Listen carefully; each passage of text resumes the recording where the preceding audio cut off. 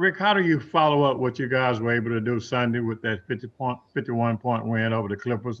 And what are some of the problems that Rozier and Gordon Hayward presents? Well, we gotta play hard every game. We gotta play the way we played in the Clipper game every game. You're not going to have those huge deficits all the time. I mean, those are few and far between. But the level of force, the level of collective will, our physical disposition was entirely different than it was in the first two games, and we've got to create carryover from that. And then Rozier and Hayward are both great scorers. Rozier's been really hot at the beginning of the season. I think he's averaging 26 a game. To me, Hayward's an all-star player, and he gives them a very well-rounded, high-level player that can score the ball, can make plays, can defend and rebound. And so those two guys are a big problem. And Graham, to me, may be the key guy on their team. And so we got a lot of things to deal with Charlotte. They're high energy, they score in bunches, and they never stop playing. And so getting back defensively, defending the rim and the three is going to be a big challenge. Mark Followell. Mark? Rick, last year, after several seasons of being pretty judicious and cautious in terms of how you went after offensive rebounds and second chance points, you guys had a very, very good season in that regard last year. After the first couple of games, numbers weren't there, but you obviously improved that on Sunday. So having said all of that, what's your team's mindset and mentality about how aggressive you want to go after offensive rebounds and second chance points this year? Yeah, I'm not going to get into a big dissertation on our strategy. But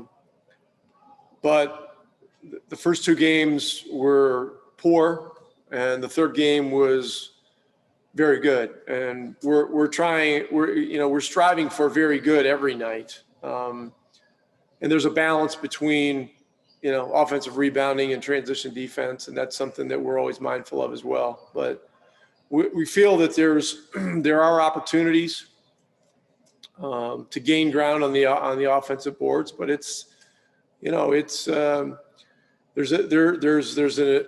an added challenge to it because you're charging in, and then you have to turn around and get back if you don't get the offensive rebound and there's a miss. So, and even if there's a make, teams are getting the ball out quick and running up your butt. So, in today's game, anything that you can do to gain an advantage, has an additional challenge to it. Tim McMahon. Hey, Rick, what was KP's level of participation in today's practice, and is there any kind of clarity as far as his potential timetable to get in games? Yeah, he was a full go today in practice, and so that was great to see. He did reps both with the second unit, and then he did a lot with the first unit as well. I love the way he's worked through this period of 2 months. Coming off the scope, he really hasn't missed a beat with rehab, hasn't had setbacks, has continued to gradually increase activity and intensity.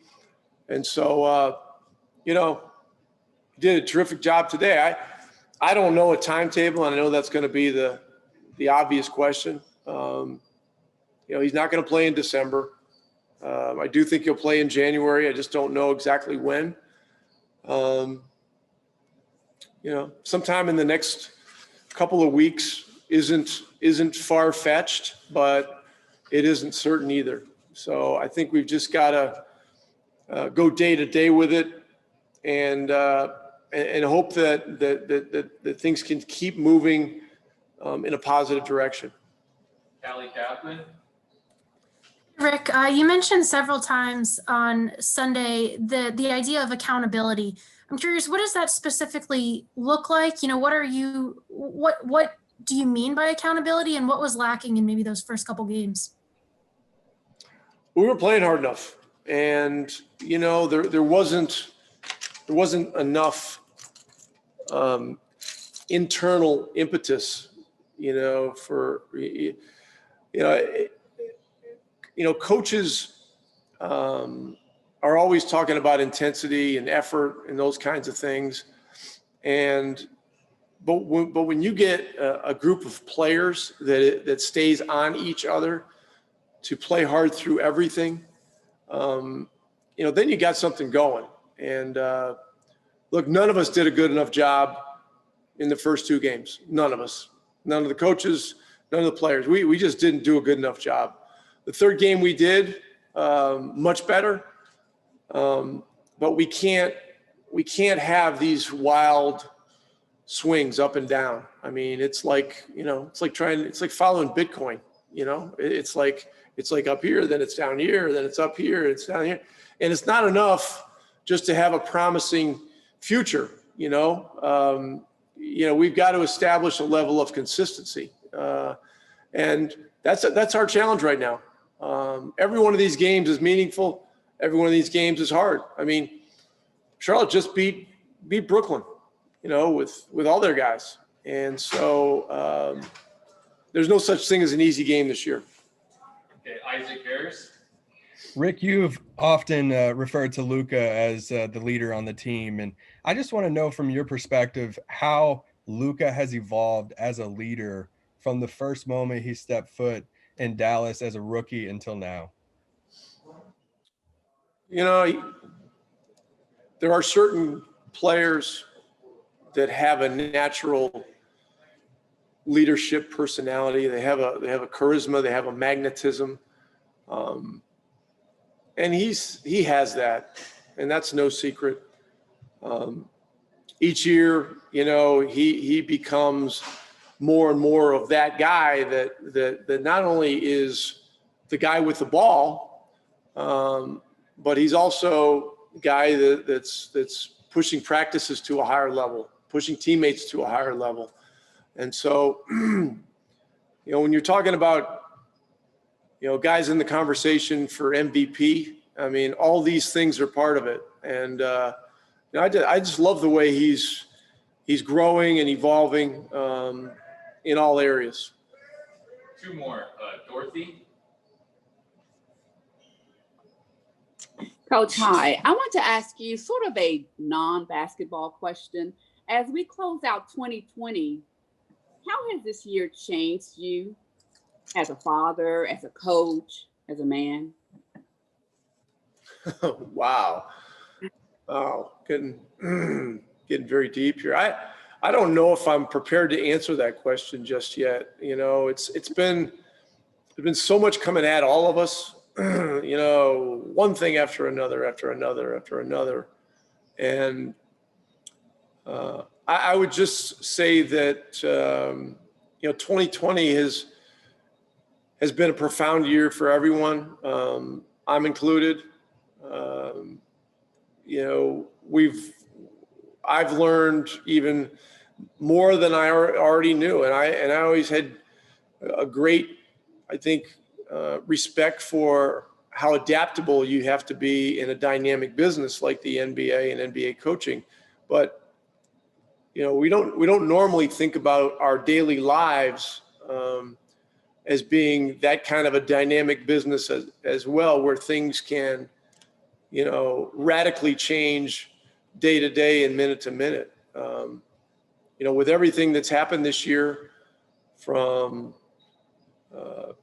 major issues involving racial justice to things involving a global pandemic, to things in the financial markets, to things with our team, and the changes that are, the dynamic changes that naturally come in the NBA. It's been a hurricane of things, but I think in the long run, all of us will become better for it, and we'll more and more realize the very sensitive nature of everything that goes on in our lives. So, anyhow, I don't know if that's a good enough answer for you or not, but that's kind of where I am right now.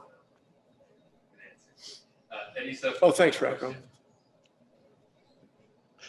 Well, this seems kind of insignificant after all that, but getting back to KP for a minute, what have you learned in his absence about some of your other big guys and how they can handle the job and also his return? Well, Powell's doing a solid job. Cauley-Stein's been great off the bench. Kleber's been real solid. Marjanovic is ready to play.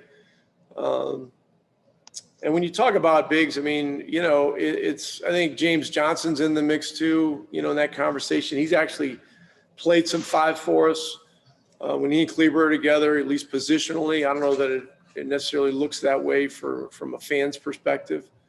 But look, everyone has to be ready, and the schedule being as difficult as it is, I mean, you got to be able to pivot in a moment's notice. We may have to have guys playing different positions. I think Kleber played some 3 today in practice. KP played some 4 today in practice. And all this kind of stuff makes everybody better, But the answer to the question is, there've been some solid things.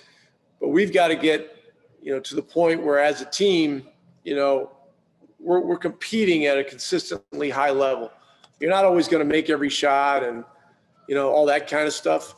But, people need to feel us defensively. And when the ball's in the air, we got to pursue it like it really means something. And those things weren't happening in the first 2 games. And now our job is to carry over the good things that happened in the Clipper game to Charlotte and Miami and beyond. All right, Thank you. Coach. Appreciate it. All right, guys.